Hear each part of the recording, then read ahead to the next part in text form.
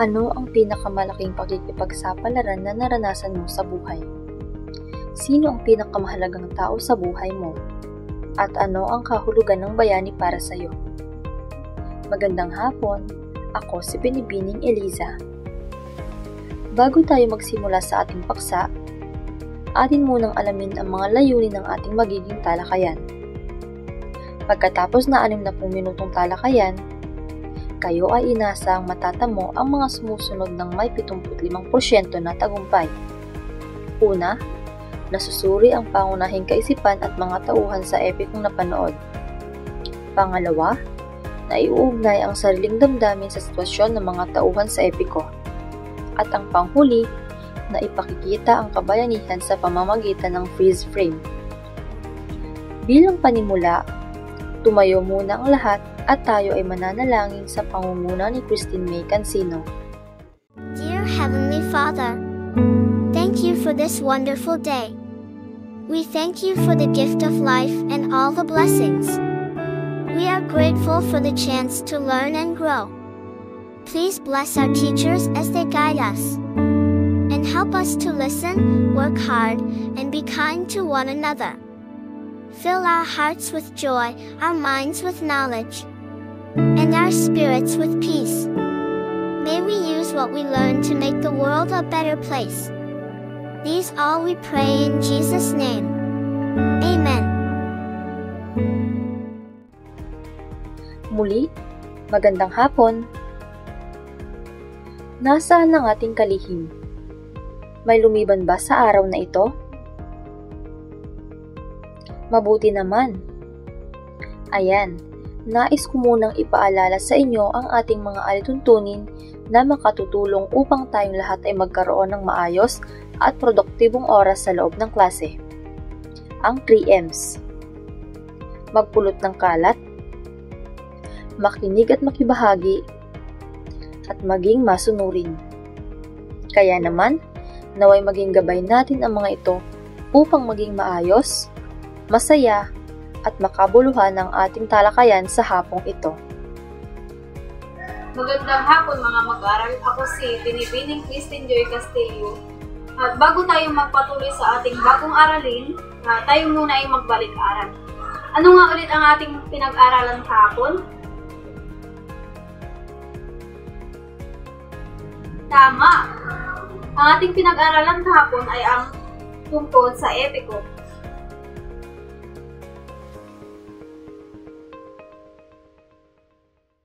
Ngayon ay tapos na nating talakayin ang tungkol sa epiko, ay magpapakita ako ng isang larawan at inyo itong susuriin. Sa tingin mo, ano ang inilalarawan o sinisimbolo ng larawang ito?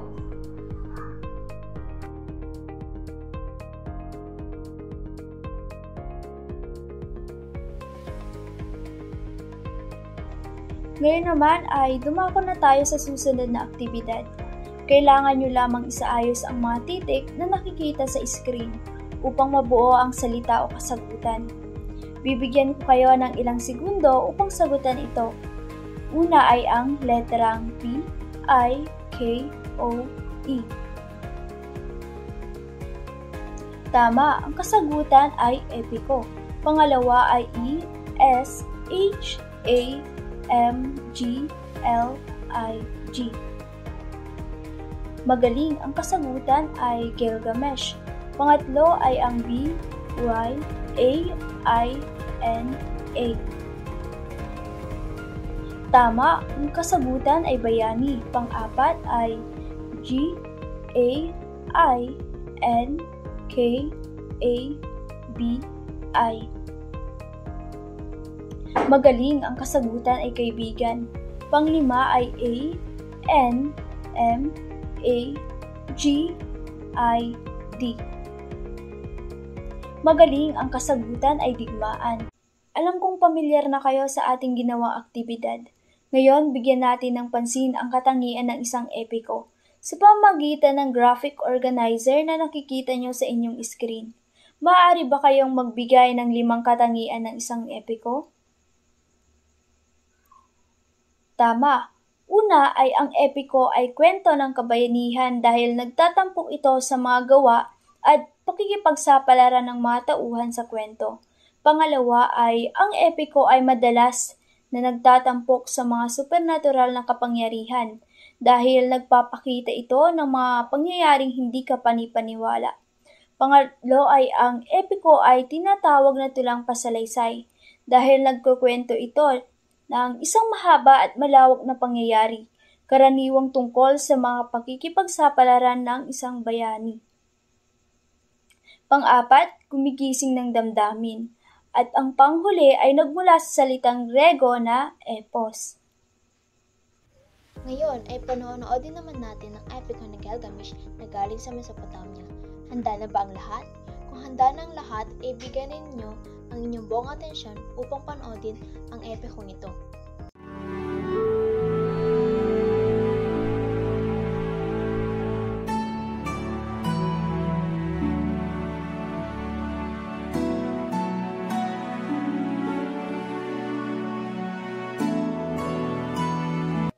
Epiko ni Gilgamesh. Gilgamesh na hari ng Uruk ay may katauhang 23 Diyos at 1 tao o mas kilala sa katawagang demigod sa makapagong panahon. Inilarawan siya bilang malupit, malakas, walang tarus at walang awa. Ang kanyang nasasakupan ay humingi ng tulong mula sa mga Diyos dahil sa pag-abuso sa kanyang katungkulan bilang pinuno. Tinugon naman ng Diyos na si Aruru ang kanilang hinaing. Nilikha niya ang isang nilalang na makatatapat kay Gilgamesh, si Enkidu, isang primitibong tao na namuhay sa gitna ng kagubatan kasama ang mga mababangis na hayop. Isang araw, nakita siya ng isang taong nabubuhay sa pambibitag ng mababangis na hayop na nagpupuyos ang damdamin dahil sinira ni Enkidu ang kanyang kabuhayan sa pamamagitan ng pagbunot at pagsira ng kanyang mga patibong. Isinumbong niya ito kay Gilgamesh. Dahil dito, pinagplanuhan nilang akitin si Enkidu sa pamamagitan ng isang babae, si Shamhat. Ito ang unang hakbang upang mapaamo ang hindi sibilisadong si Enkidu. Pagkatapos nito, nagtagumpay sila at nadala ni Shamhat si Enkidu sa lupain ng Uruk. Sa Uruk ay tinuruan si Enkidung kumain ng mga pagkaing kinakain ng tao at inatasang maging tagapagbantay sa gabi.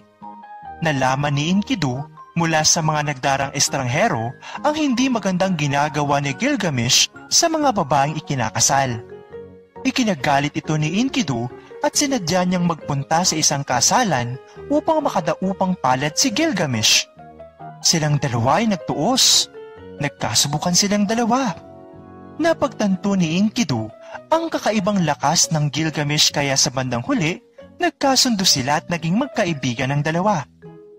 Inalok ni Gilgamesh si Enkidu nang maglakbay sa kagubatan ng Sidar upang pastangin ang halimaw na si Humbaba.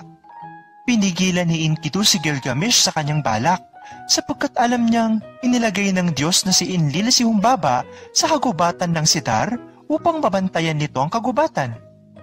Sa kabila ng pagpigil ni Enkidu at babala ng mga nakatatanda ay hindi natinag si Gilgamesh. Pinayuhan ng mga nakatatanda si Gilgamesh tungkol sa kanilang paglalakbay. Bumisita siya sa kanyang inang Diyosa na si Ninsun. Humingi si Ninsun ng gabay at proteksyon para kay Gilgamesh mula sa Diyos ng araw na Shamash. Inampon din ni Ninsun si Enkidu bilang anak. Habang naglalakbay sina Gilgamesh at Enkidu ay nagsagawa sila ng ritual ng panaginip. Nagkaroon sila ng 5 nakatatakot na panaginip. Ang mga panaginip ay tungkol sa gumuguhong bundok, mga kulog, mababangis na toro at ibong nagbubuga ng apoy. Sa kabila ng pagkakatulad ng paglalarawan ng panaginip ni Gilgamesh at kay Humbaba, tinitignan pa rin ito ni Enkidu bilang isang magandang pangitain. Habang papalapit sila sa bundok ng Sidar, ay naririnig na nila ang nakahihilakbot na palaw ni Humbaba. Kinakailangan pa nilang palakasin ang loob ng isa't isa upang hindi matakot. Sa pagpasok nila sa kagubatan ng Sidar, ay nakatanggap sila ng mga banta at pang-iinsulto mula kay Humbaba. Tinawag niyang taksil si Enkidu at isinumpang papaslangin si Gilgamesh at ipapakain sa mga ibon ang kanyang laman. May nadaramang takot si Gilgamesh, ngunit pinalakas ni Enkidu ang kanyang loob. Inumpisahan din ng Gilgamesh ang labanan. Yumanig ang pabundukan at nagdilim ang langit. Ang Diyos sa Shamash ay nagpadala ng mga 13 hanging bumalot kay Humbaba at ito ay nahuli. Nakiusap ang halimaw para sa kanyang buhay. Naawa naman si Gilgamesh, ngunit galit si Enkidu at sinabihan si Gilgamesh na tapusin na ang halimaw.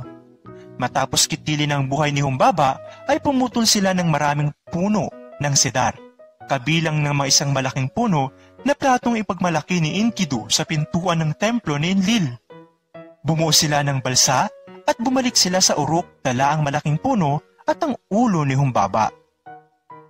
Sa kanilang pagbabalik ay lumabas ang diyosa ng kamatayan na si Ishtar na umakit kay Gilgamesh. Ngunit ito ay kanyang iniwasan dahil sa mga di kanais-nais na pagtrato ni Ishtar sa kanyang mga nakaraang kasintahan. Sa kanyang pagkabigong maakit si Gilgamesh ay nakiusap siya sa kanyang amang si Anu na ipadala si Gugalana, ang toro ng langit, upang ipaghiganti siya.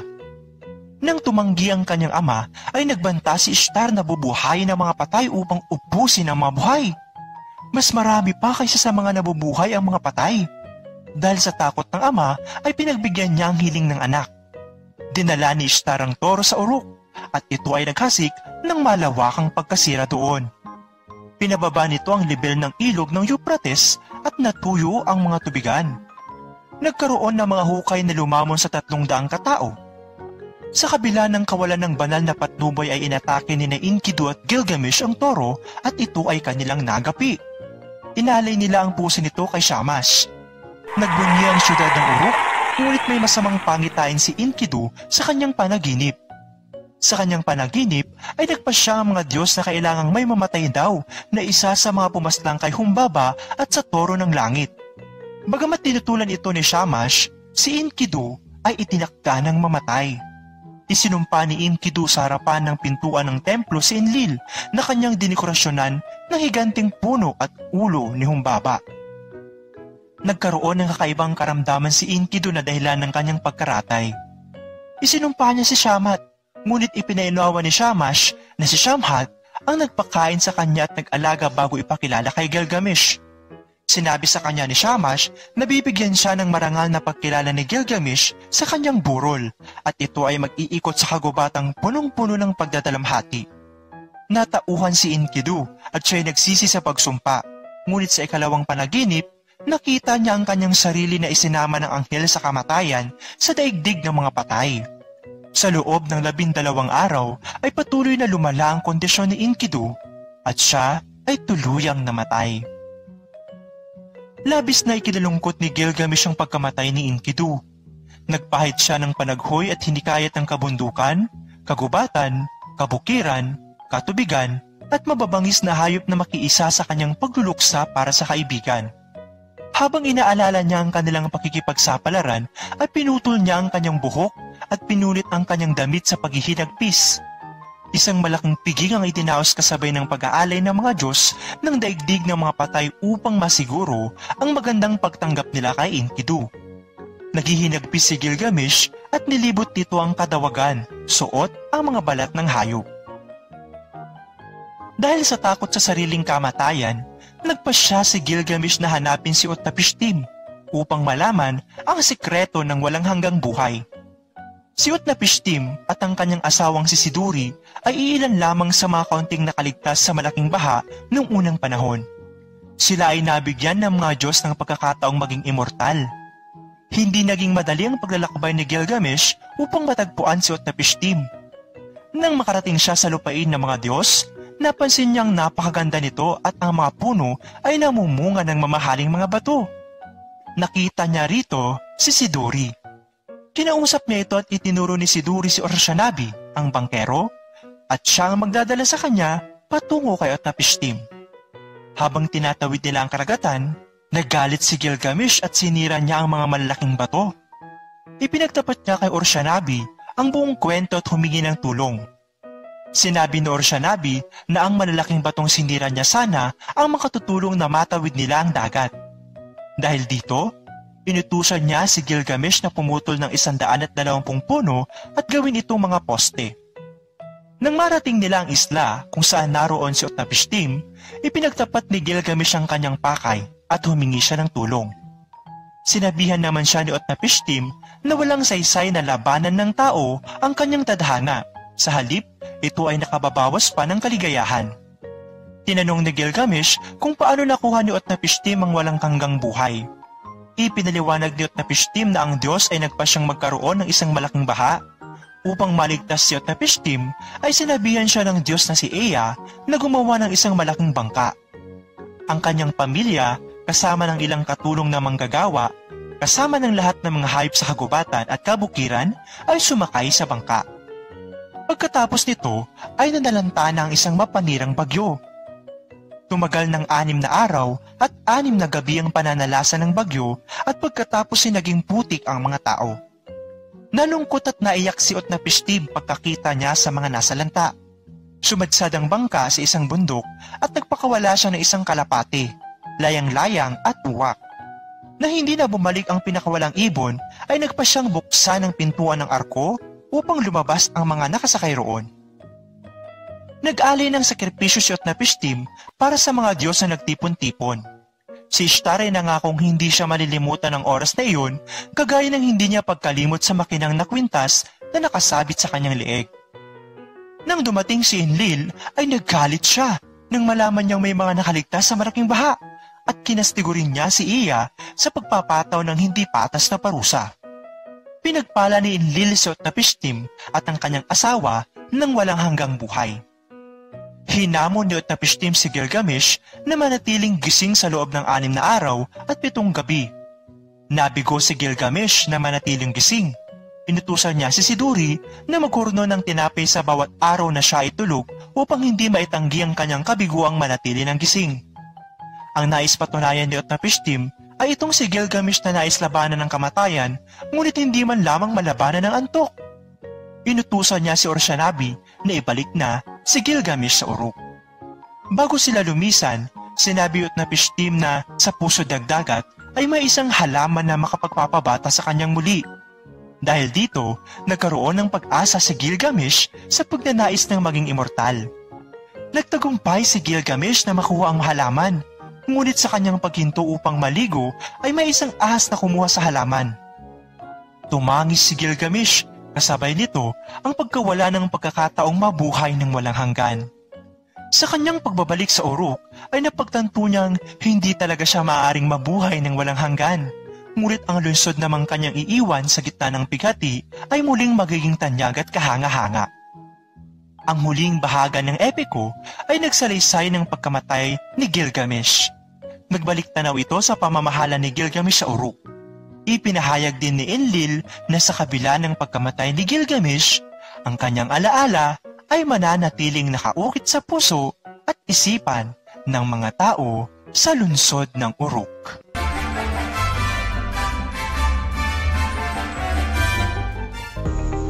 Ngayon ay alam niyo na ang kwento ng epiko ni Gilgamesh, kaya't dumako na tayo sa inyong gawain. Hatiin ko ang buong klase sa 2 pangkat. At base sa napanood yung epiko, ay gagawa kayo ng freeze frame ng pangyayaring pinakatumatak sa inyo. Narito ang rubric sa inyong pangkatang gawain. Una ay ang nilalaman, ito ay naglalaman ng 20 puntos, tinig 10 puntos, ekspresyon ng mukha 10 puntos, partisipasyon 10 puntos, at ito ay naglalaman ng 50 puntos. May katanungan ba kayo sa paksang ating tinalakay? Kung wala na kayong katanungan ay ako naman ang magtatanong. Una, sino ang ituturing ninyong bayani sa inyong buhay? At bakit?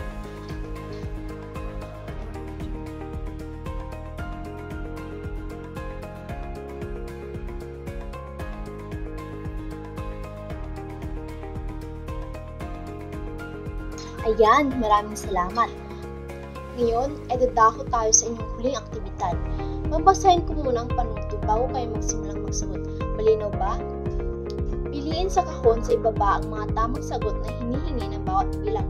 Isulat ito sa patlang at gawin ito sa papel na 1/2 crosswise. At kapag tapos na kayo, ipapasa ninyo ito sa harapan. Malinaw ba? Bago matapos ang ating klase, ay may takdang aralin kayo at babasahin ko na ang panuto nito. dapat ay makinig kayong mabuti. Kung kayo'y bibigyan ng pagkakataon na baguhin ang wakas ng Epikon ni Gilgamesh, paano niyo ito wawakasan? Isulat ito sa malinis na papel.